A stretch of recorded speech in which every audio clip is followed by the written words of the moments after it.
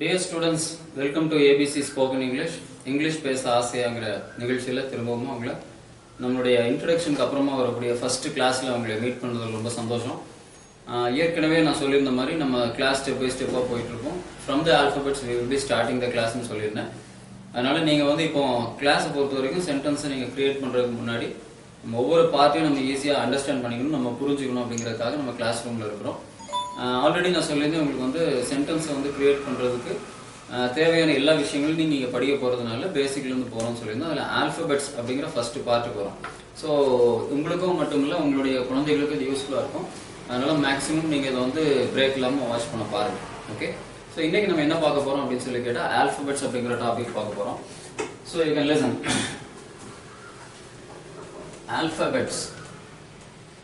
Alphabets அப்படின்னாலே நமக்கு தெரியும், ஏலேருந்து இசட் வரைக்கும் இருக்கக்கூடிய லெட்டர்ஸ் நம்ம ஆல்ஃபபெட்ஸ் அப்படின்னு சொல்லுவோம். இங்கிலீஷ் எழுத்துக்களை நம்ம ஆல்ஃபபெட்ஸ் அப்படின்னு சொல்றோம். ஸோ இங்கிலீஷ் எழுத்துக்களை ஆல்ஃபபெட்ஸ் அப்படின்னு சொல்றோம்னா, அப்போ தமிழ் எழுத்துக்களை என்ன சொல்றது அப்படின்னா தமிழ் ஆல்ஃபபெட்ஸ்னு சொல்லுவோம், ஹிந்தி ஆல்ஃபபெட்ஸ் அப்படின்னு சொல்லுவோம். இங்கிலீஷ் மட்டும்தான் வெறும் ஆல்ஃபபெட்ஸ் அப்படின்னு மட்டுமே நம்ம சொல்லி நிறுத்துவோம். ஓகே, அப்போ இந்த லெட்டர்ஸ் என்ன பண்றோம் அப்படின்னா we are classifying under 4 different kinds அப்படின்னு கூட சொல்லலாம். ஸோ நான் அப்படி சொல்றேன். அது என்ன அப்படின்னு சொல்லி பார்த்தீங்கன்னா, first one is capital letters, capital, and second one is small letters, and third one is cursive, and fourth one is joint letters அப்படின்னு சொல்லி. அப்போ இந்த 4 different kinds of lettersல வேற லெட்டர்ஸ் இருக்க போகுது அப்படின்னா இல்லை, ABCD தான். அதே நம்ம வேற டிஃப்ரெண்ட் ஸ்டைல்ஸ் நம்ம எழுத போகிறோம். அப்போ கேபிட்டல் லெட்டர் அப்படின்னு சொல்லும்போது உங்களுக்கு நல்லாவே தெரியும், we will be writing like this: A, B, C, D, E, F, G, H, I, J, K, L, M, N, O, P, Q, R, S, T, U, V, W, X, Y, and Z. So if you are seeing these letters, இதெல்லாமே நம்ம already use பண்ணியிருக்கிறதா. நான் ஒரு சில letters மட்டும் கவனிக்கணும். M பார்த்தீங்கன்னா these two lines will be straight and these two will be slanting and they will come to the extreme end of this part. Likewise, when you are going for W, these two will also be slanting lines and these two will also be slanting. Every line will be a slanting line. For Y, this and this will be slanting, this will be straight. So இதெல்லாம் நம்ம KG classes நம்ம பார்த்துட்டு வரோம். அதனால alphabets அப்படின்னு சொல்லக்கூட capital letters we very well know that they are from A to Z. So if you have any doubts in that, you can even see that. நம்ம பேஸ்ல இருந்து போறதுனால நான் அது கொஞ்சம் ஃபாஸ்டா போறேன். The second thing what we are going to see is small letters. So நம்ம நிறைய நேரம் என்ன பண்ணிரோம் அப்படின்னா, small letters joint letters ஓட கொண்டு போய் நம்ம mingle பண்ணிரோம். So small letters are different and joint letters are different. அப்போ small letters அப்படின்னு சொல்லும்போது they will be very simple like this: A, B, so C, D, E, F, G, H, I, J, K, L, M, N, O, P, Q, R, S, T, U, V, W, X, Y, and Z. So these are all the small letters. So small letters la paakumbodhu, this K, it will be at the partial part of this line and it ends here. And when you are coming for R, this will be straight and this will be slanting. Rendume slanting irukudadu. And W will be a curved thing, and that's all. So iduvum we have already used. But only the thing I want to concentrate is the third one, that is what we call it as cursive letters. Cursive letters னு சொல்லக்கூடிய letters எப்படி இருக்குன்னு சொல்லி பார்க்கணும். So cursive letters இப்போ வரக்கூடிய குழந்தைகள் எல்லாமே அதை படிச்சிட்டு இருக்காங்க, ஸ்கூல்ஸ்ல சொல்லி கொடுத்துட்டு இருக்காங்க. What we are going to see is the cursive letters. So cursive letters are only the letters which are written in a casual manner. So cursive letters ஏன் நம்ம இம்பார்ட்டன்ஸ் கொடுக்குறோம் அப்படின்னா, இப்போ நீங்க நிறைய இடத்துல பாத்தீங்கன்னா ஜாயின் லெட்டர்ஸ்ல எழுதிருப்பாங்க. சில நேரங்கள்ல ஒரு சில லெட்டர்ஸே நமக்கு புரியாது. அந்த லெட்டர்ஸ் என்னன்னு நமக்கு தெரியாதனால நம்ம TS சில நேரங்களில் Jன்னு கூட நினைக்கிறதுக்கான வாய்ப்பு இருக்கு. ஸோ நான் ரொம்ப பேசிக்காக இருக்கவங்களுக்காக சொல்றேன். ஸோ இன்கேஸ் கர்சிவ் லெட்டர்ஸை நீங்கள் தெரிஞ்சிருந்தா, so So easily you can identify that. அதனால இதுவும் நமக்கு முக்கியமானது தான். அதனால cursive lettersனா எப்படி இருக்கும் அப்படினு சொல்லி நம்ம பார்க்கணும். So the main thing is if you are writing the ordinary capital letter 1 2 3 times கை எடுப்போம். ஒரு சாதாரண capital letter எழுதுறதுக்கு நீங்க 3 தடவை கை எடுக்க வேண்டியிருக்கும். But cursive letterல நீங்க A எழுதுனீங்கன்னா you will start from here, go there, come down, put a knot here like this. So A. Like that when you are coming for B, it starts from top and this is B. கை எடுக்க வேண்டியதே இல்லை. C அதே மாதிரி.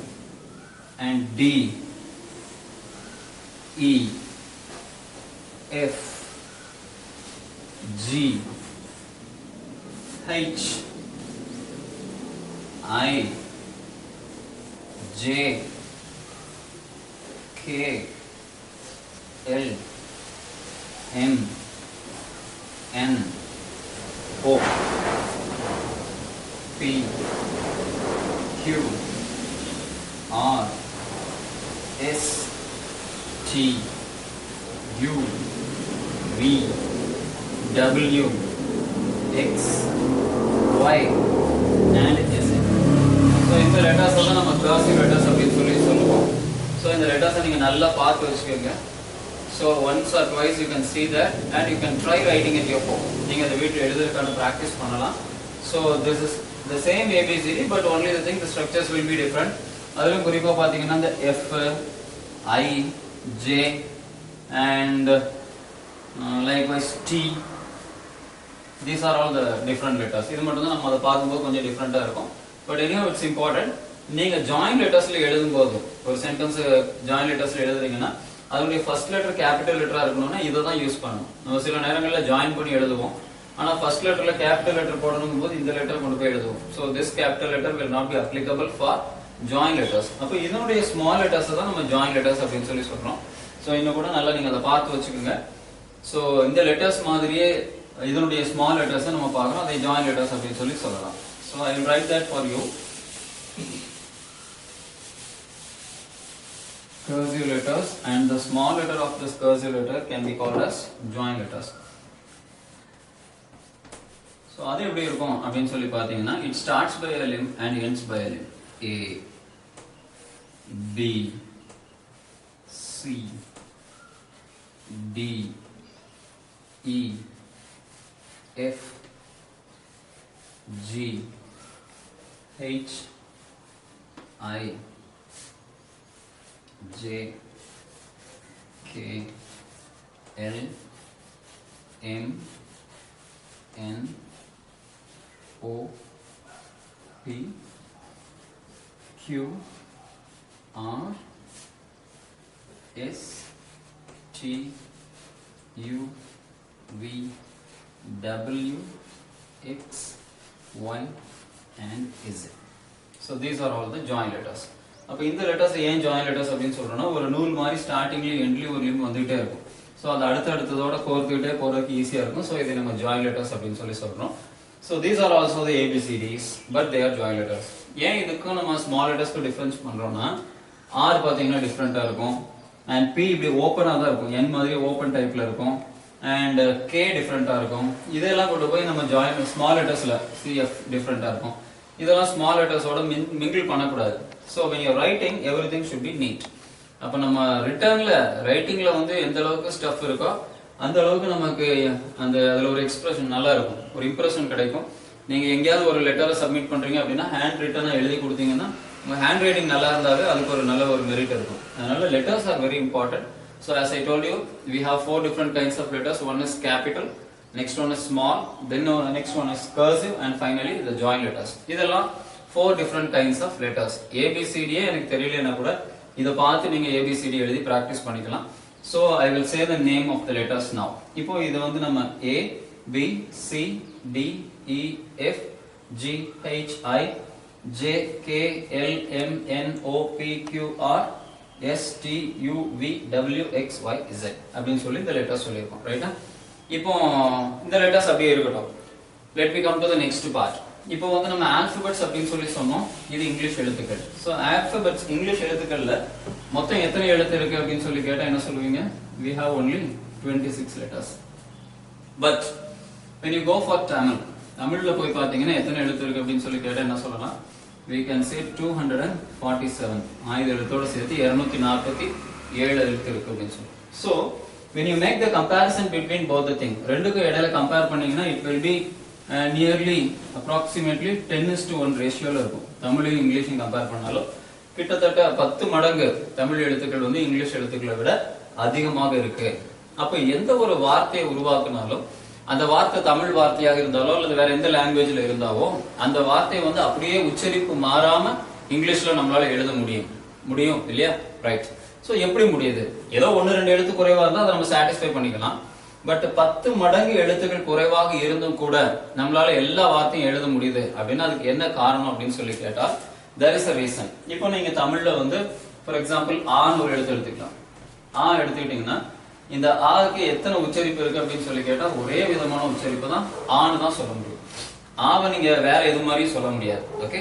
But இங்கிலீஷ்ல நீங்க ஒரு எழுத்து ஏன்னு எடுத்துக்கிட்டா அந்த ஏங்கிற ஒரே எழுத்து 4 விதமா நீங்க சொல்ல முடியும். 4 டிஃபரெண்ட் சவுண்ட்ஸ் கொடுக்கலாம். அப்போ ஒரே எழுத்துக்கு 4 வித்தியாசமான சத்தங்கள் இருப்பது இங்கிலீஷ்ல. சோ ஒரு எழுத்தை ஒரே விதமா சொல்லுவது தமிழ்ல, 4 விதமான சவுண்ட்ஸ் கொடுப்பது இங்கிலீஷ்ல. அதனாலதான் இங்கிலீஷ் என்ன சொல்லுவோம் அப்படின்னா it's a non phonetic language. So நான் phonetic language அப்படின்னா என்ன அப்படின்னு சொல்லி கேட்டீங்கன்னா phonetic language அப்படின்னா எழுத்து கூட்டி நீங்க எழுதலாம்.